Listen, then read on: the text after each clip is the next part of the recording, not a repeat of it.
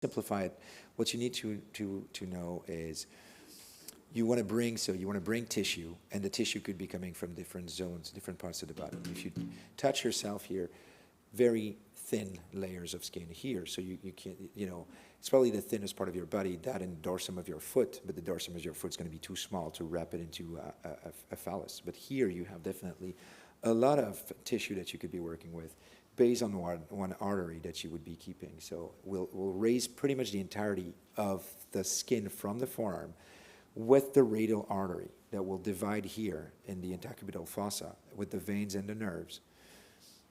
And then we'll transpose that to the groin, and we'll reconnect those vessels on the femoral artery and branches of the saphenous vein, so that this piece of skin now can live off a different zone. It could be living off of your groin area.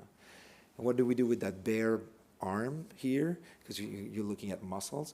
We're putting a skin graft on top of that. So, and the difference between a skin graft and a flap is that the flap has its own vascular supply, right? So you're taking the artery with. Whereas the graft, you're shaving the very superficial layers of the thigh, and then you apply it here. So it's going to scar, and that's when, it doesn't give that good of a scar, because it gets very tight. You need to go through extensive physical therapy, and it's the main drawback of that technique, of the forearm, is that to have a very visible scar.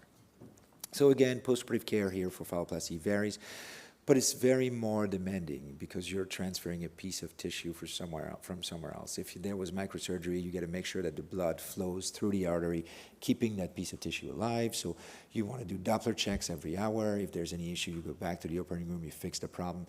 It's very intense, both for the patient, the nursing team, the surgeon. I mean, the first night after phalloplasty, I still don't really sleep well because, if anything goes wrong, I got to be fast and act fast so we don't lose the phallus.